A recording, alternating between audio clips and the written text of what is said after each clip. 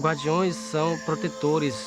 Somos verdadeiros protetores de água, floresta, animais.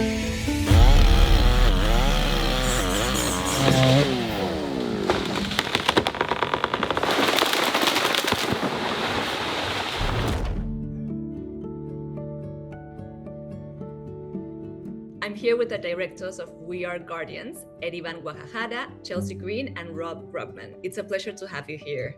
First off, congratulations on creating such a powerful and essential film. We have an intimate look into the struggles and convictions of the forest guardians, and I think that's because Edivan is part of the community. Could you share with us what it was like to film in your own community? Quando eu resolvi convidar Chelsea e Rob para irem no território Araribóia, a princípio eu pensei que fosse só mais outras pessoas, porque o meu território Araribóia é considerado um dos territórios mais sangrentos, né? Por conta dos guardiões fazerem essa defesa e muitas das vezes eles são ceifados, são mortos por fazerem essa defesa do território. E pessoas sempre vinham, né? Querer fazer reportagem, querer filmar, né, os guardiões fazendo atividade, fazendo monitoramento territorial.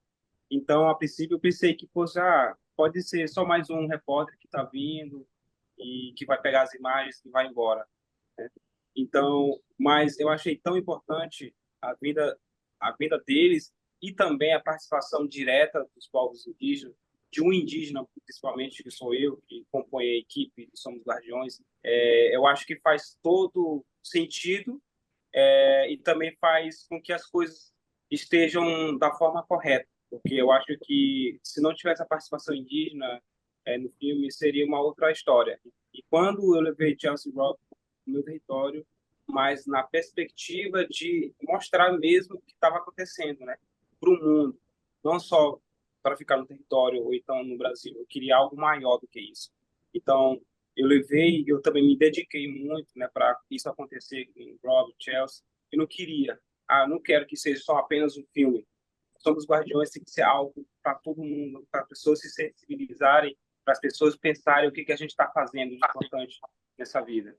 Muchas gracias, Iván. En serio, tu participación creo que elevó el documental a otro nivel, porque no es siempre que tenemos esa oportunidad de estar o sea, sentirnos parte también de la comunidad, ¿no?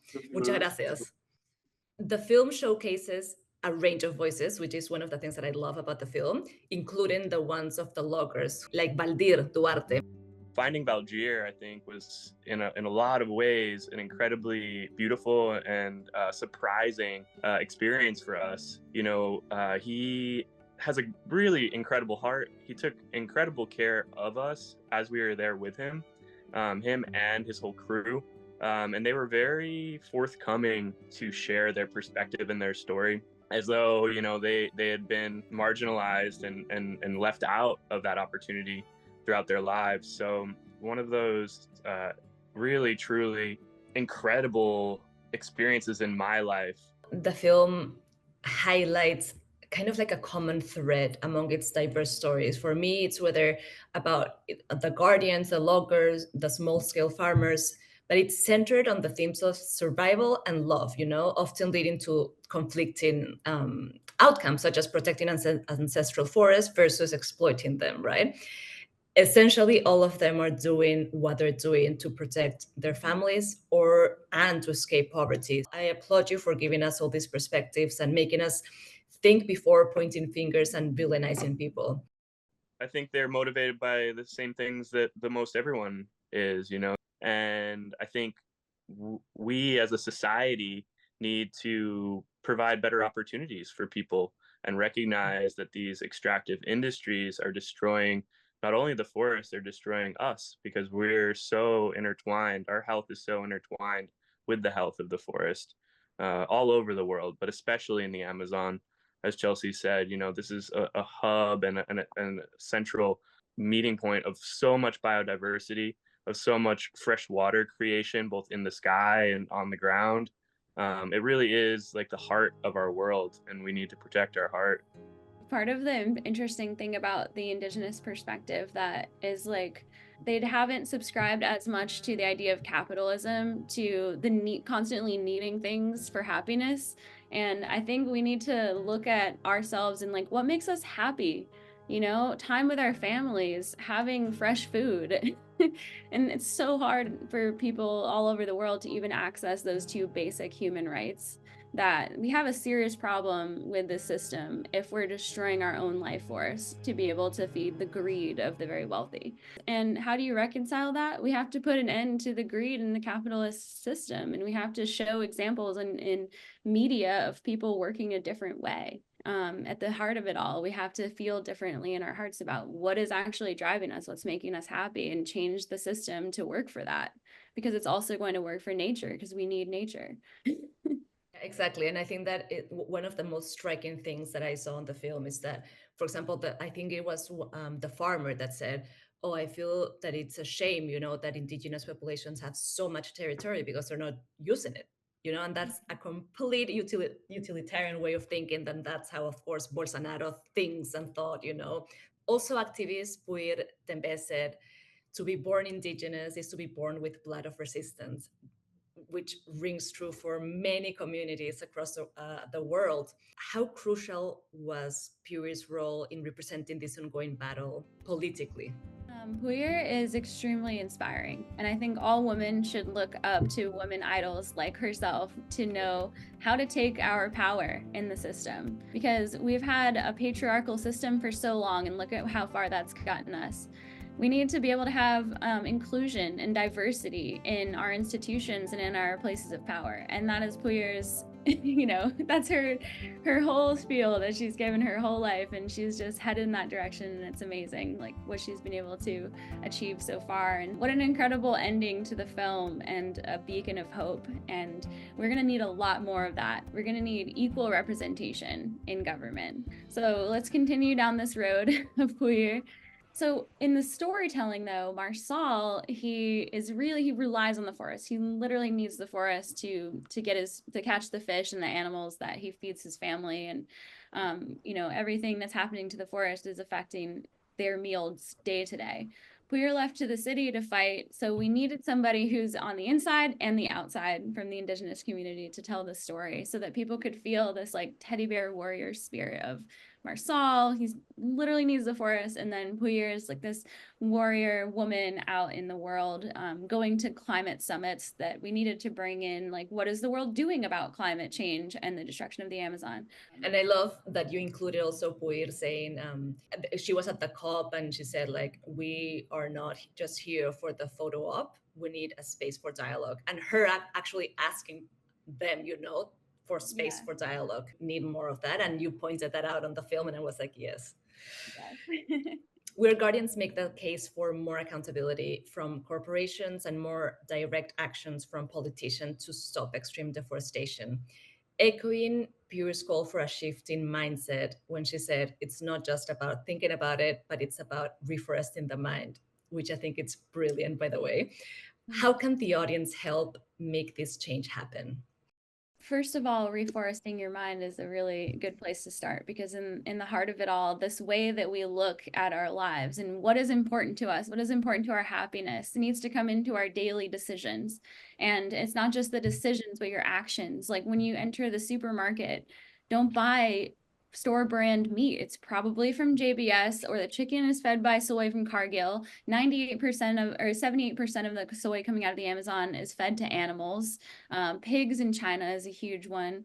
I mean, we can make the choice every day not to buy these products, but it's not, you have to, don't stop there. Speak out against these companies. We need a huge consumer uprising, speaking out against these actions that are just fueled by greed. There's absolutely no reason to be deforesting more virgin forest to produce these products that there's already 100,000 hectares of degraded 100 land. million. There's 100 million hectares of degraded land in Brazil that could be available for, you know, agricultural use. Yeah. And that's the same in Peru. That's the same in a lot of countries all over the Amazon rainforest. Yeah. Yes, and it should be absolutely unacceptable to import Brazilian hardwoods, especially endangered species. I mean, we need to crack down. The law enforcement needs to crack down on the exports and imports of wood from endangered forest regions. And consumers need to know that if it's Brazilian hardwood, it's probably contributing to Amazon deforestation. And so we all need to say something about this, about what's going on, and not let these companies continue. It usually goes back to the companies, because if you look at what kind of legislation is being passed in Brazil, the companies are influencing the politicians. And so the politicians also need to stand up and not accept corruption and bribery. I mean, it's crazy because we see in the film how these loggers are literally cutting down trees and then with the tag saying it's sustainably harvested, yeah, it's insane. And finally, your film's tagline emphasizes that it's not just a film, it's a movement. Could you elaborate a little bit on the impact campaign and the broader influence you hope to achieve with that? Yeah, from the beginning, we knew that we wanted to make more than just a film, that impact in the communities and worldwide was paramount to this project. So really, we kind of feel like we're at the beginning now that we're getting to share the film with the world. We've been touring it at festivals and bringing it to thankfully to different government officials. We were in DC last fall. We brought it to Brasilia. We brought it to different politicians and parliamentary agents in Europe and Spain and in the UK. So, getting the film out there is one thing, but we really are striving to work with the communities that we filmed with, both the Tembe, the Guajajara, as well as the non-Indigenous communities, to create some projects that we can bring help and support from their leadership and what they want to see going forward to help build autonomy for them and sustainability while keeping the forest standing. So the impact campaign really revolves around bringing support to those guardians to help reforest parts of their territories, to build some bioeconomies that will help sustain them into the future, and create education for people to understand what's going on in the Amazon and how they can help. And for people to use their voice and post on social media and take action and speak out about what's happening, especially directed at these companies. We'll continuously update our website's Take Action page with ways that people can immediately make their voice heard and make change. Thank you very much, Rob and Chelsea and Edivan. It's wonderful to meet you and talk about this incredible film, and that everybody should watch it now. I think it's streaming on Netflix, Latin America, right? Yeah, and we'll have international streaming distribution later this year. But in the meantime, please come and see us in person. We're doing an extensive screening tour, so check out our website to see where we're going to be playing next.